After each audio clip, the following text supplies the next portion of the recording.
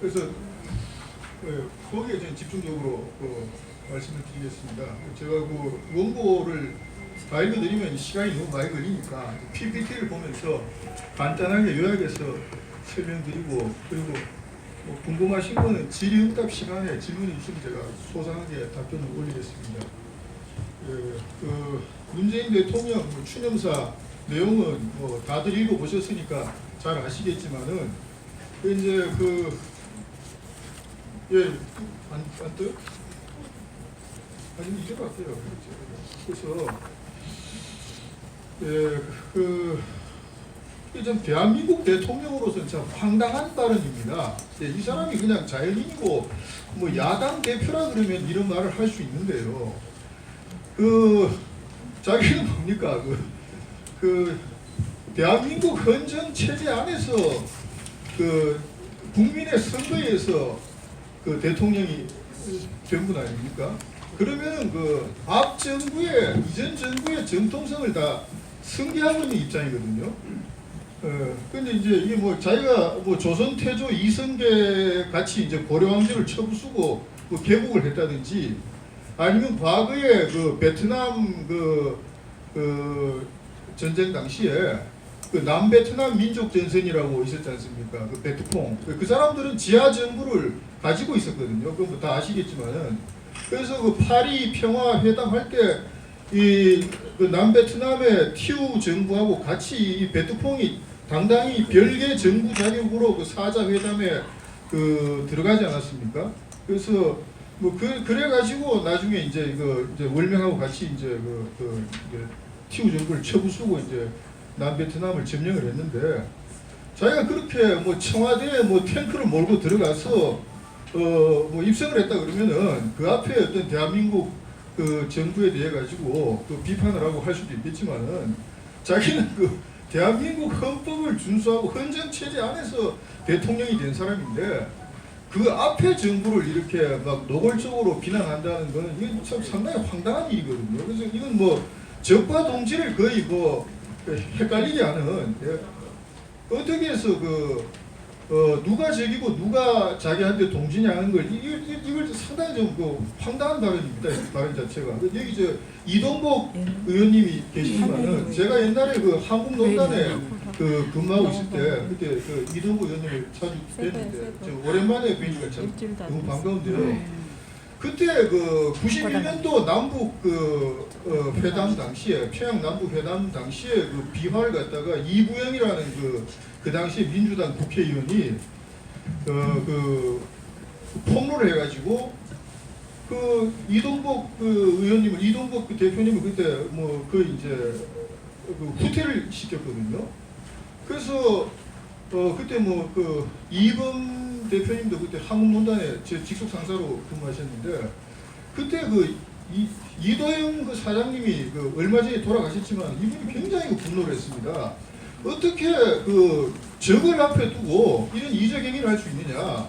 만약 우리 내부에 어떤 팀워크에 문제가 있으면은 뒤에서 어떻게 해결을 해야 되지? 이걸 공개적으로 해가지고 이동복 대표님을 퇴진시키고 완전히 이건 적을 갖다가 부추기는 거 아니냐? 그래서 상당히 분노를 하셔가지고 그때 이제 마침 그 후에 이제 15대 총선이 있었는데 저보고 이부영 의원을 비판하는 글을 쓰라고 해서 제가 밤새도록 그때 글을 한 편 썼던 기억이 납니다. 이부영은 최고 인민회의 대의원인가 해가지고 그때 그렇게 해가지고 상당히 그때 좀 시끄러웠는데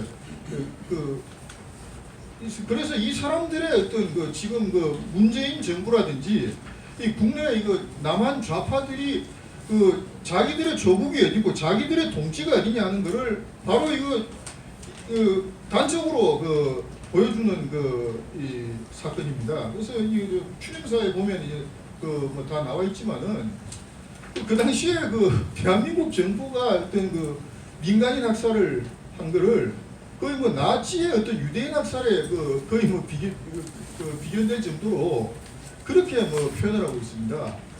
근데 사실 그 당시에 어떤 공산당의 전략 전술이라는 게 민간인과 어떤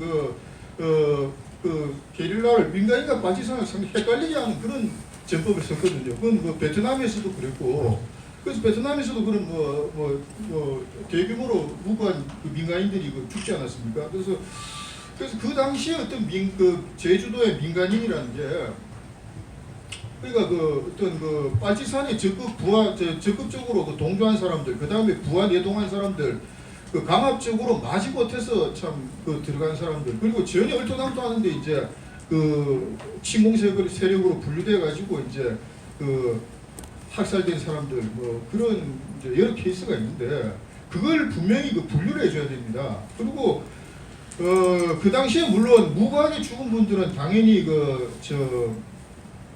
뭐 사과와 보상을 하는 게 당연하지만은 어떻게 빨치산에 적극 동조했는 이런 사람들, 특히 뭐 직접적으로 빨치산 행위를 했는 이런 사람들까지 참 뭐 보상을 해주고 뭐 무고한 민간인이라고 하는 참 어불성설이거든요. 그래서 저는 이분이 대통령으로서는 참 이런 말씀을 해서는 안 되는데 대단히 부적절한 발언이고 여기에 대해서 논평이나 성명 한 줄 발표하지 않는 보수 야당이라는 사람들은 도대체 뭐 하는 사람들입니까? 그래서 그 사람들도 더 황당하다고 생각합니다. 그래서 4.3 사건이란 거는 4.3 사태란 거는 그 사건 자체가 하늘에서 그냥 뚝 떨어진 사건이 아닙니다. 그 당시에 조선공산당이 남로당이 대한민국 체제를 뒤엎기 위해서 수없는 어떤 시도와 기도와 폭동을 일으켰는데 그 일련의 과정에서 일어난 사건이거든요. 그래서 여기 보면 요즘 특히 인터넷에 보면은 아무나 글을 쓸 수 있으니까 온갖 무분별한 주장이 막 난무하고 있는데 그리고 이런 주장도 있습니다. 그 당시에 이제 박갑동 씨라는 분이 이제 계셨는데 남로당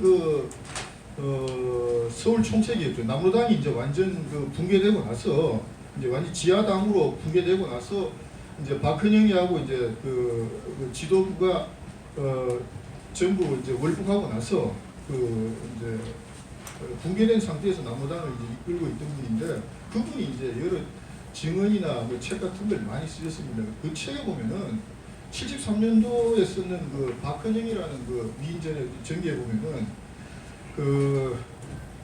이게 이제 남로당 중앙당이 이제 김달삼이한테 지령을 내려서 일으킨 사건이라고 이제 그렇게 분명히 명시가 되어 있습니다. 그런데 어떤 인터넷에 보니까 이 박갑동 씨가 1919년생인데 6.25 때 이제 월북을 했다가 다시 57년도에 탈북을 했다가 일본으로 밀항을 했다고 일본에 이제 계속 살고 계셨습니다. 그래서 나중에 이제 대한민국 정부에 완전히 전향을 하고 이제 협조를 하고 그렇게 하셨는데 이분이 2013년도까지는 이제 생사가 확인이 되는데 그 이후로 이제 이분이 이제 동경에서 독거 노인으로 사셨는데 그 이후로 이분이 살았는지 죽었는지 국내에서 아무도 이분의 안부를 이제 아는 분이 없습니다. 없는데 한겨레에서 이제 그분하고 어떤 통화를 했는데 이분이 이제 거기 자기가 썼던 글이 자기가 자유로 쓴 게 아니고 중앙정부부에서 그 당시 중앙정부부에서 일방적으로 집어넣은 글이었다. 그렇게 고백을 했다 그래요. 그래서 이게 남로당 폭동이란 유일한 증거가 뒤집어졌기 때문에 남로당의 어떤 폭동이란 거는 어불성설이다. 그렇게 이제 한겨레에서 주장을 했거든요. 그런데 이게 박갑동 씨가 정말로 그런 이야기를 했는지 이것도 확인이 안 될 뿐더러 정말로 그런 말을 했다 그래도 그러면은 한 40-50년 동안 왜 자기가 쓰는 책에 대해서 그런 해명을 한마디도 안 하고 뒤늦게 한 50년 가까이 지나가지고 그런 얘기를 했다는 게 그것도 그러면 앞에 썼는 책 내용하고 뒤에 얘기했는 거하고 어느 게 진실인지 헷갈리지 않습니까? 그래서 설사 그게 뒤집어졌다 그래도 이게 남로당의 어떤 지령이 있었다는 증거는 셀 수 없이 많습니다. 그래서 그게 단적으로 나오는 게 잠시만요.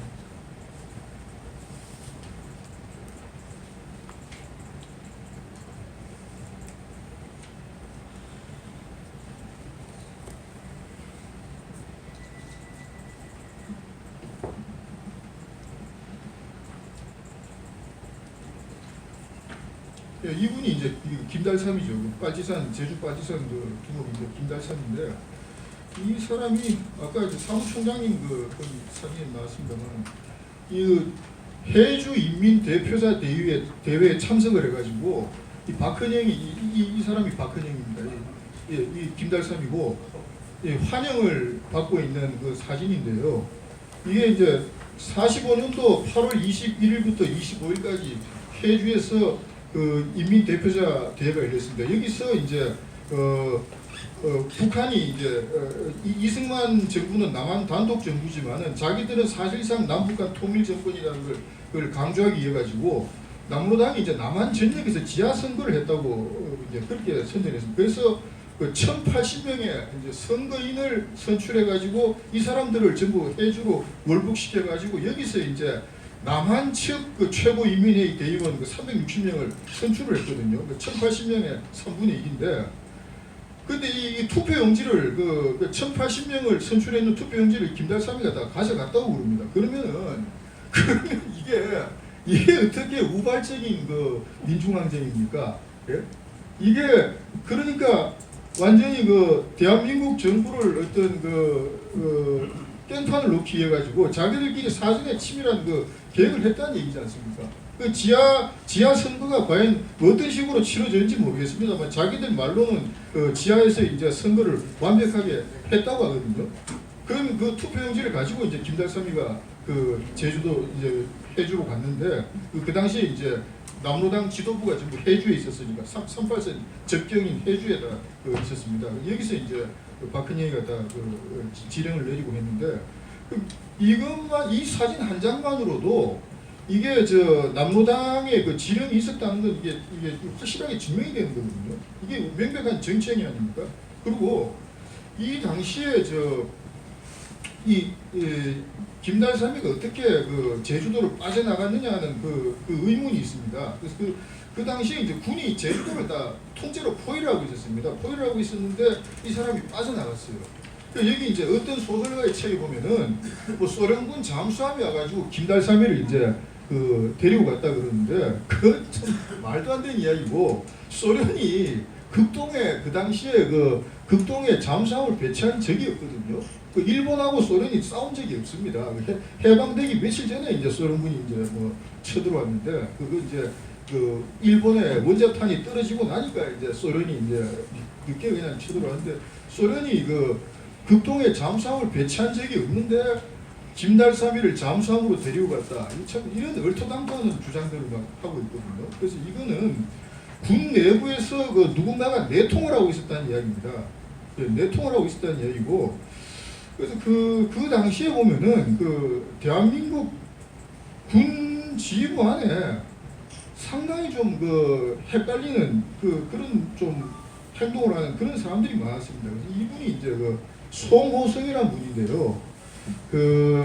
이분이 이제 광복군 출신입니다. 광복군 출신이고 이제 중국군의 어떤 자료에 보면 이분이 이제 중국 북부군에서 기병 선안장을 했다 그러는데 북부군이 아니고 지방 군벌의 군대에 있었던 분입니다. 이분이 이제 처음에 대한민국 육사 2기를 나와가지고 그 당시 연세가 이제 50대 초반이었습니다. 50대 초반인데 이분이 이제 국방경비대 총사령관을 했었거든요. 하다가 나중에 대한민국 육군으로 넘어오면서 이제 육군 총사령관으로 넘어왔는데 이분이 이제 그 당시에 어떤 장병들한테 한 훈화라든지 연설이라든지 또 4.3 사태나 여순 사건 당시에 어떤 행적을 봤을 때 상당히 좀 아리송한 그런 행적이 많았습니다. 그래서 제가 거기 원고에도 써놨습니다만은 이분이 나중에 6.25 때 북으로 넘어가는데 월북이냐 납북이냐 하는 또 논란이 있었거든요. 논란이 있었는데 이분하고 같이 중국군에 있었던 장흥이란 분이 헌병 사령관을 했던 장흥 장군이 증언을 했는데 이제 6.25 초기에 이분이 무보직으로 있었어요. 무보직으로 그냥 장성으로 있었는데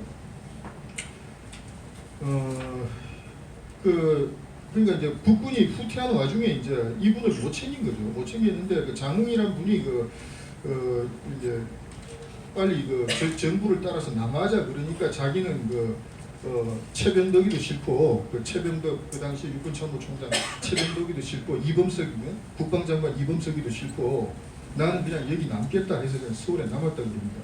근데 그 당시 이분 아들이 그 대만에 살다가 증언한 내용이 있는데 자기 부친이 이제 숨어 있다가 인민군한테 잡혀가지고 마지못해서 납북을 했다. 그런데 제가 1996년도에 그 당시에 그 남부군을 썼던 그 이태라는 그 빨치산 출신 그 작가가 있습니다. 이분하고 제가 인터뷰를 했는데 그 이태 씨가 그 당시에 그 조선통신사가 하는 6.25 초기에 그 인민군 그 통신사에 근무하고 있었다고 합니다.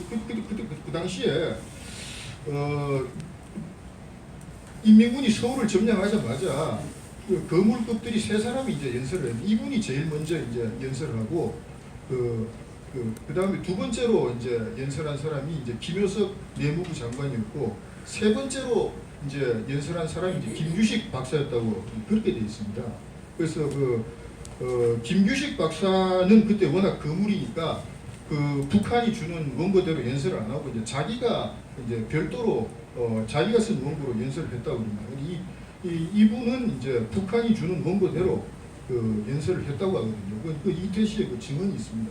그리고 여기 김익렬이라는 그 당시에 이제 부연대장을 하던 분인데 이분의 행적에 대해서도 저는 상당히 그 의문을 금할 수가 없습니다. 그 빨치산하고 뭐 이래 비밀 협상을 하고 그랬는데 어떻게 군인이라는 사람이 그 상관의 명령 없이 자기가 독단적으로 그런 그 보고도 안 하고 협상을 한다는 거는 상당히 그 군인으로서는 좀 상당히 자질이 있게 되는 그런 그 행위거든요. 그래서 저는 그 당시에 어떤 그 내막이 그런 내막이 다 밝혀져야 한다고 생각합니다. 그리고 이게 이제 김익렬 씨 후임으로 받는 그 박진경 대령이 암살되고 나서 그 장례식 사진입니다.